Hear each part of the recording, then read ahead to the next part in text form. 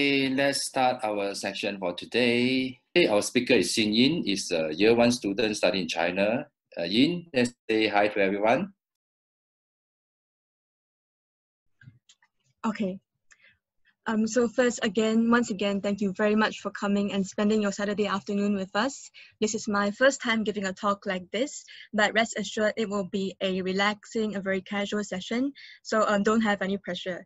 And later on, we will also provide the slides that I used today by email, so don't worry also. If you are interested, we have a BM session of the same topic tomorrow from 2 p.m. to 3 p.m. So you are welcome to join that also. And if you have any comments regarding my information, or if you have facing any technical difficulties, just leave them down in the comments below. And if time permits, we will have a short Q&A later at the end of my speech. So without further ado, let's get started. So I would like to begin with asking a question from a student's perspective like me. If you asked me 5 years ago or 10 years ago, will I study in China or will I think of studying in China? My answer will be no, because 5 or 10 years ago, at least for myself, I think that China or Asian countries in general are not as advanced as the Western world, but things have really changed now. Since China is such a big country, there are a lot of opportunities, such as Malaysian-based companies that set up their branches in China and China-based companies that set up their branches in Malaysia. China is also the second largest economy in the world and Malaysia's largest business partner for 11 consecutive years. I believe that everyone has heard of the One Belt, One Road initiative, which is currently ongoing. And also for their economy, we can see their tech and AI, such as Huawei, Oppo, and other very, very big brands. So needless to say, this is the best time to study in China. And for some statistics, China is actually the largest destination in Asia for higher education worldwide. In China, there is a close to 50 million international students from 196 countries. And we Malaysians are also quite a big family there, with around 9,500 Malaysian students currently studying in China for undergraduate, master's, or PhD. And we are among the top 15 of countries that go to China. This is from last April from the Ministry of Education in China, and I believe that the numbers are continuing to grow. So the question, why China?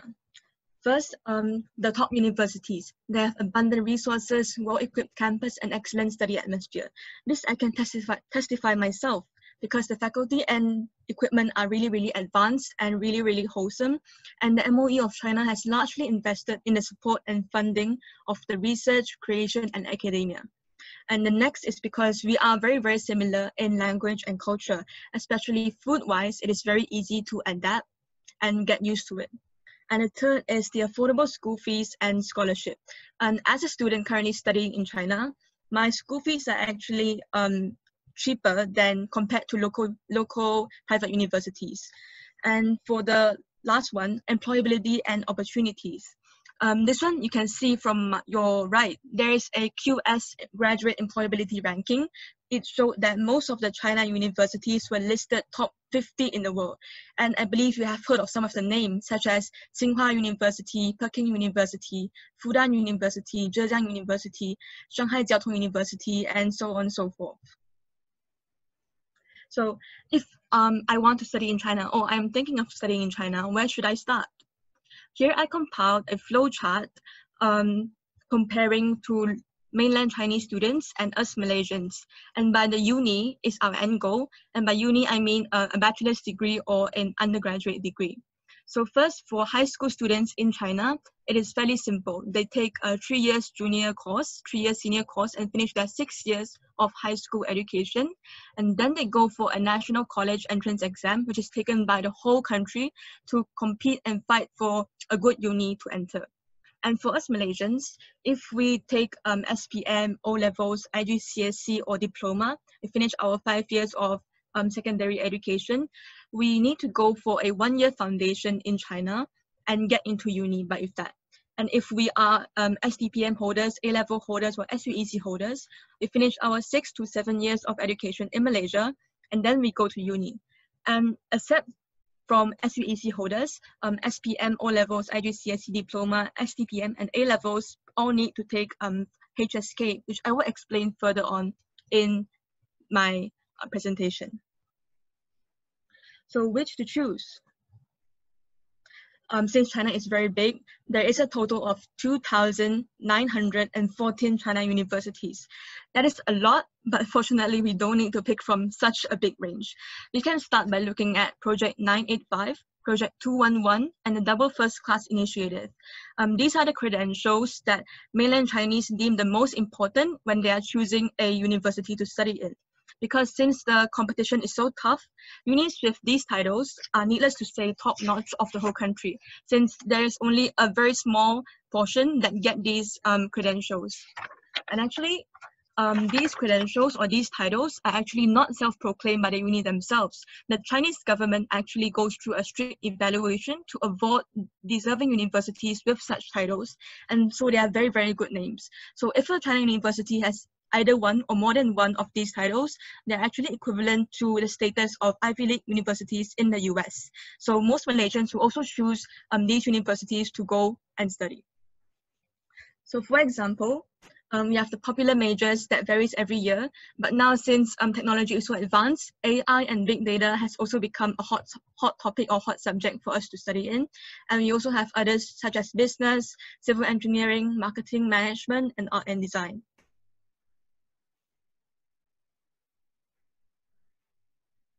Okay, so for example, let's say John, he wants to pursue mechanical engineering for his degree. And since our association has aided and specialized students to further study in China for at least 15 years, this is what we recommend. So firstly, you choose your degree. So let's say John chose mechanical engineering. So he does online research on uni rankings, which is the best one in China that specializes in his course that he wants to go. And then he researched on the uni city location. Does he prefer Beijing and Shanghai, big cities like this ones, or he prefers other cities? And he can check on the specialty and the public reviews and public opinions on the university. He goes and check on the faculty, the scientific research and educators, and he can also ask seniors experience, regarding the Malaysians that are currently studying mechanical engineering in China universities, how is it like and which is better, and he can also consider future employment possibilities. So to make a suitable choice on which China university to study and which course to choose, we recommend everyone to research objectively and choose rationally. So I'll show some other pictures now. This is my university, which is Shanghai 外国语大学, and stands for Shanghai International Studies University for short. On the blue building is my library, and the red building is my college. Since I am a translation major, this is a school of English studies, and you can see that they use a Victorian style of architecture. And this is Huatiao University. You can see that it is very modern, very huge. And in the middle, it is actually a picture of the 24 Seasons drum, which is a Malaysian heritage, if you believe. It is performed by the Malaysian Association in Huatiao University. So most universities, they also have Malaysian associations to take good care of their juniors and newcomers. And also, Huatiao University is also offering a full engineering scholarship, especially for non-Chinese students, international students, which are interested in 2021. So this is what I mean by scholarship opportunities, because China universities really put a lot of effort in education to attract potential and interested students. And this is Wuhan University. You can see that the architecture is a bit different than Huatiao University. This is more ancient, this is more Chinese, and this is also very, very unique. Okay, so guess where this one is? This is actually in Beijing, but the building looks a bit different because this is a building that is preserved since the German occupation in China. This is the Ocean University of China, and since they are specializing in everything marine, from marine technology to boat building, they also have their own fisheries college, but you can actually go on a boat to sea to get some hands-on experience. And this may look like a sports center to you with swimming pools, badminton courts, and so on and so forth. But this is actually a Tianjin University of Sports. Something special about China is that they actually have their own special university to focus on one very specific category or one very specific field to make it more niche and fine-tune their craft. So as you can see, the Tianjin University of Sports, they have their own Olympic-sized swimming center, and they also have badminton courts to dedicate to the sports field. And this is not any art gallery, but it is also a school as well. It is the Tianjin Academy of Fine Arts. So just as the last slide, we have schools dedicated to sports, and we also have schools dedicated to arts. If you are interested in everything art related, they really dedicate a whole university to hone that craft, not just a simple department of arts. So they really take education, regardless whether it is traditional education or non-traditional education like art and sports, very, very seriously. And of course, if you are interested in traditional medicine, you can come to Shanghai University of Traditional Medicine. And this one is the Beijing Institute of Technology. Believe it or not, our association and them actually have a very close relationship. In the past 2 years, we have already gone through at least 3 research visits organized by our association, where local principals and high school teachers, we go to the school and we go for research and visit, and we see how they operate and see how they work. And since this is a technology university, they also have high-tech laboratories and also a lot of abundant resources. And lastly, this is Tianjin University, which is also a very, very good school. They are also specializing in science, or they are also known for their science majors. And if you want more information, you can go on our website, liuhua.org.my. We have a digital magazine for each university. And if you are not very familiar with Chinese, you can just translate the page. So let's say I want to go for foundation courses in China. How is it like? So first, if you are an SPM O-levels, IGCSE or diploma holder, foundation is for you. Once you are above 18, you are eligible to apply. But if you are below 18, you need a parent guarantee. For foundation, it is fully conducted in Chinese. But if you don't know Chinese, that is also fully fine as well. Don't worry.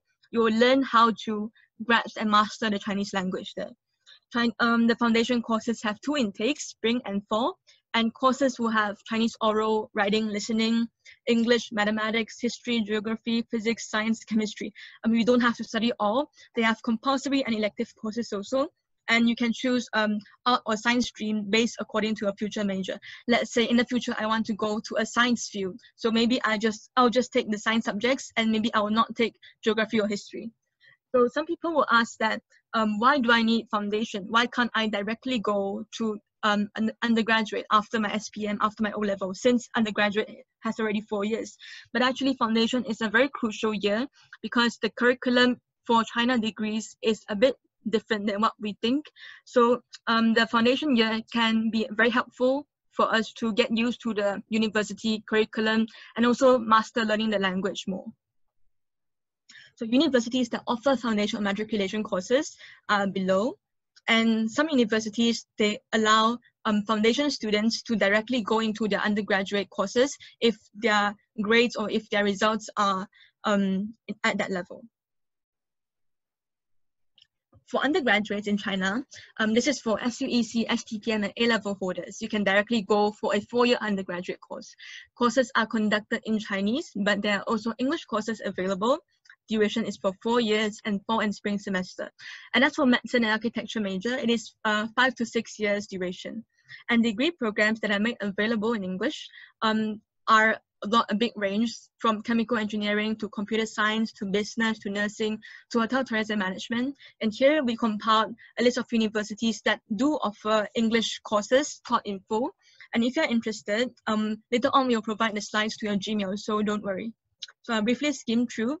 For undergraduates in China, these are the English taught programs that they can offer, such as computer science, acupuncture and clinical integrative Chinese and Western medicine. This is by Shanghai University of Traditional Chinese Medicine, so this is very interesting.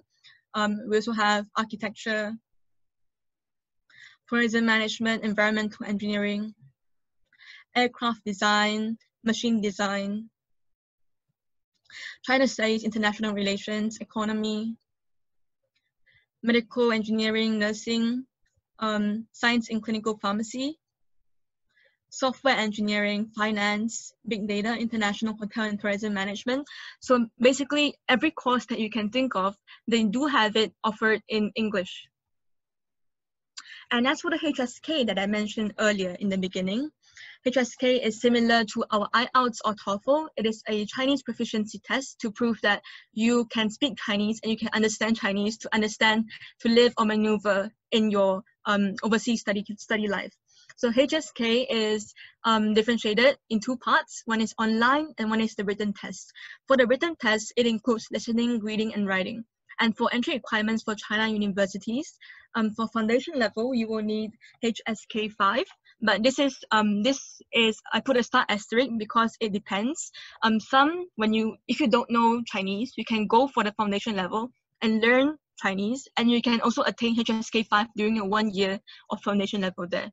And for undergraduate level, you need a HSK 5 or HSK 6 for science majors. So this depends on each university for their requirements, but mostly it is HSK 5 or HSK 6. For more information, you can contact University of Malaya, the Kong Zi Institute, or also the Han Culture Center of Malaysia. Application materials I also skimmed through. It is more or less the same with application form, passport copy, a passport size photo, a certified copy of your credentials, your high school graduate certificate or your college certificate, SPM, senior year report, other academic and extracurricular activities, a reference letter from your teachers, an autobiography, health check report, certificate of good conduct to prove that you are a good citizen, a HSK grade 5 minimum, and application fee. For here, I put an asterisk for the health check report in red because you can choose either to do your report here in Malaysia or you can do a report here over in China when you go there, because the International Students Department, they will host and organize a trip to a hospital for international students like us to do a health check report. But if you want to do it here, you can do it in Tongshin Hospital in Kuala Lumpur, because that is a certified place and they are very experienced in health check reports for students who wish to study in Taiwan or in China. And as for application fee, some of the universities below can waiver the application fees under the recommendation of our association. In normal circumstances, application fees for each university is around 400 ringgit. But if you are interested in these universities and under our recommendation, it actually can be waived. So how does it cost for studying in China? As I said before, my tuition is comparatively cheaper than local universities. For foundation, it is around 10,000 yuan per year. For undergraduate, it is 16,000 to 25,000 yuan per year. Accommodation is around 1,005 to 2,000 yuan per year. And living expenses is 1,005 to 200 yuan per month. Like for me, my tuition is 21,500 yuan per year. So it's actually around 13 to 14K Malaysian ringgit. So this may vary accordingly also, such as because I am in Shanghai, my living expenses is slightly higher than the ones that live in Zhejiang or that live in Yunnan. So once again, universities during a pandemic. Like me, we are doing online learning and virtual classes, but registration for the new intake will be as per usual, which is everything will be done online, which is very, very convenient. So the big question, will universities resume as usual for the next intake? This we are not that sure yet because we are still waiting for the official statement, but we are consistently checking and updating for updates on the Embassy of Malaysia, Beijing, or the Embassy of PRC in Malaysia. And MOE China has also released a guideline on COVID-19 prevention and control in higher education institutes. And for more information, you can contact us by our phone, our email, and follow us on our social media, our Instagram, Facebook, and WeChat, and also our website as well. If you have any questions, you can drop us an email, and you can state further studies inquiry. Okay, so now I have a short video. This is in Chinese, but it is actually about the canteens in China, for the expectations versus the reality, but it's actually a good one because canteens are also a specialty of China universities, because the most questions that we get when we say that, oh, I want to go study overseas, people will ask, what about your food? How will you cook? But actually, China universities, they offer, they have a lot of nice canteens with a lot of options such as halal and non-halal also. So I will play the video for you. this is what we usually expect of a normal canteen, quote unquote. These are actually the real canteens of China universities.